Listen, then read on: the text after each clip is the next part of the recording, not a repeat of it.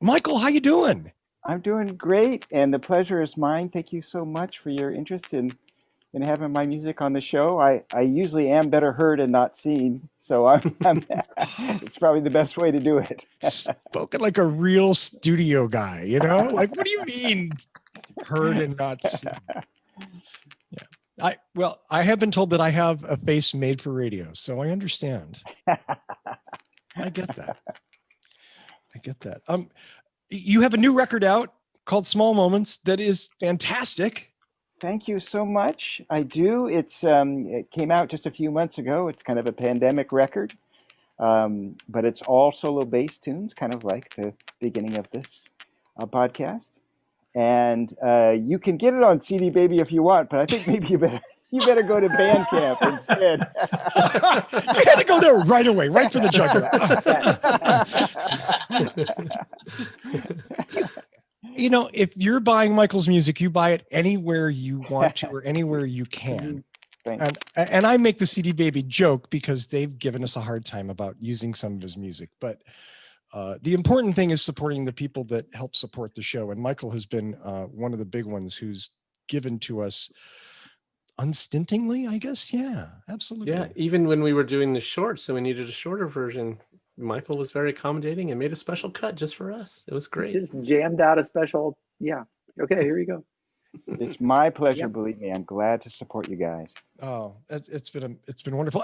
So I'm sorry, I kind of yacked and anything about Small Moments? You want to talk about that for a minute? It was a pleasure to do. I mean, it's a kind of a bizarre thing to do solo bass music. When I started doing it, Russell remembers because he was there. It was not a thing that was done, and I was disadvised to do it by every record company person there was, except Russell, I think. Oh, did Will say that? Oh yeah, really? He was not a fan. Oh my. Okay. Fortunately, they were very supportive of the other music I was writing, and I enjoyed doing that very much. But I always wanted to do this solo stuff, and so this is my second recording I've done of all solo bass, and I have to say, in the end, both recordings have been, more successful than I expected them to be. That's for sure, and more successful than any solo bassist should expect their music to be.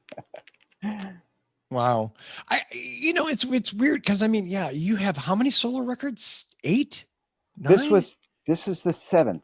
The seventh, yeah. Okay. Wow. Wow. Typical marketing guy, got to inflate the numbers.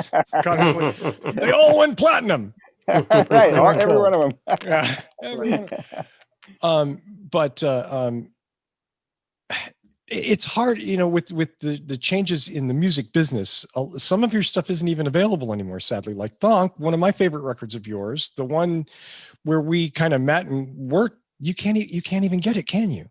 You cannot get it legitimately anywhere. Fortunately, somebody's put it on YouTube, so go and listen there, and if you like it, that's great. It's kind of I decided at one point to kind of do a sort of semi-heavy metal record, which was I had a great time doing it, but it was a strange thing to do at the time.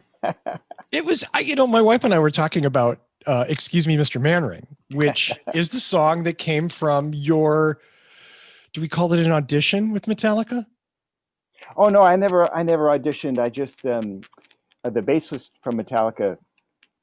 I practiced a lot at the airport when we used to go to airports.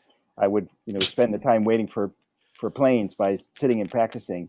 And I've met some interesting people that way. And one day the bassist from Metallica tapped me on the shoulder and said, "Excuse me, Mr. Manring, I don't want to bother you from practicing." And that's what I associated with that song ever since. So that's what I got called. Was it Jason Newsted? It was Jason, yeah. Yeah, he's a good guy. He's a really good guy. Very good guy. Anyway, just I don't even know where I was going with that, but love that. I missed that album, and it's a shame that it's not available. You at one point had told me that maybe you were trying to get the rights back, but that's like nearly an impossible task. I mean, it's been a kind of weird and complicated story and not very interesting. I keep getting really close. And in fact, one of my friends got through to somebody at Sony, and they said, "Oh yeah, sure, we'll put it on social, on all the digital platforms right away. Tell him to make an announcement on his social media," and they didn't. They never did it. Oh. So I don't know. It's Sony is such a huge corporation. Literally, it's possible somebody there doesn't like me. Maybe somebody there doesn't like bass or something.